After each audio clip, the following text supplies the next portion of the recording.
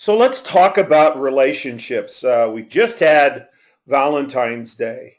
Now, think about this. You know how to set great goals, achieve great goals. You do that at work, you do that in certain arena of your life. You know how to set stretch targets. Sometimes they're from your job, sometimes they're in other places. So if X is the target, we can go X prime is a real stretch. What would we do in order to get our stretch target? Sometimes the business or our bosses or our boards, moves the stretch targets up. They become real. Sometimes we struggle to get goals. Sometimes we struggle to get stretch targets. You know, you know how to plan to get those goals, to get those stretch targets. So the big question I have for you tonight, do you do that in the most significant area of your life? And when I say significant, I really mean the fact that this job or that job may pay the bills, but this person that you are with or this person that you are seeking, you're most likely going to be the rest of your life with this person.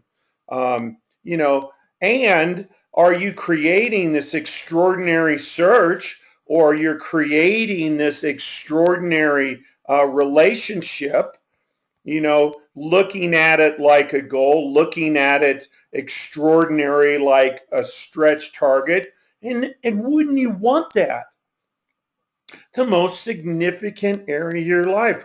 Wouldn't you want to apply all of this success psychology to your relationship? Or is the goal, as we know for most people, well, I just don't want to get divorced, or I don't want something bad to happen. I don't want infidelity, or I don't want temper, or I don't want, something. So hey, if your marriage stays together and it's even a bad marriage, that makes you above average. And you may say, hey, just the fact that we stay together, that makes it a good marriage, a good relationship.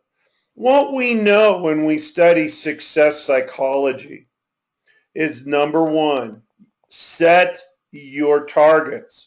You are most likely to hit at whatever you're aiming. You have to set the targets. So you want to set a stay together? Do you want to set, this extraordinary, love relationship that is the absolute pinnacle of everything that is most precious to you?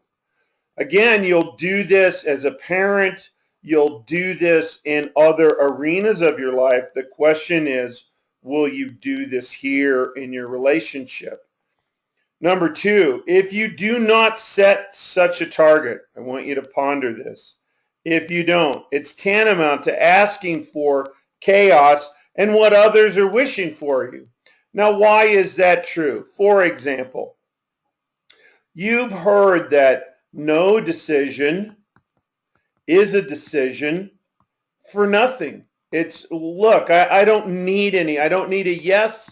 I don't need a no. So as long as you're not deciding anything, what others are deciding, that policy or politics or what your family is saying or what your friends are saying or what Hollywood is telling you is true about your relationships, because you've not set into motion this decision, and this decision is decided to be, my target is, this amazing love relationship where we are. And now you start putting down the goals. You start even putting down your stretch targets. If you are not doing this, what you are getting, what is happening to you, is the chaos that follows no decision, or the chaos that comes with the, hey, if I'm not asking for a lot of money, then in essence, I'm going to experience, what the popular culture, what everyone says about, money. So I'm going to think that we're in a good or a bad economy based on big movers because I haven't said, I want this kind of wealth. I want this kind of love. You have to put those things into place. Now, when you do that, here's the great news. Failure is built into the process. So are you truly worried about failing at your relationship targets or the stretch targets? And oh my, what an amazing relationship would you have just for the fact you told your spouse, your significant other, hey, let's make our life this. Let's be this couple. Let's be this amazing couple with all of these positives, all of this awesomeness. Let's do that. How would we do that? How would we go to bed and wake up on every night on a basis to be that? So other psychology and other software applies. You got this. You have success. You probably have success at a high level in many of the arenas of your life. The question is, are you going to do this in your personal relationships? And if you are, or if you will,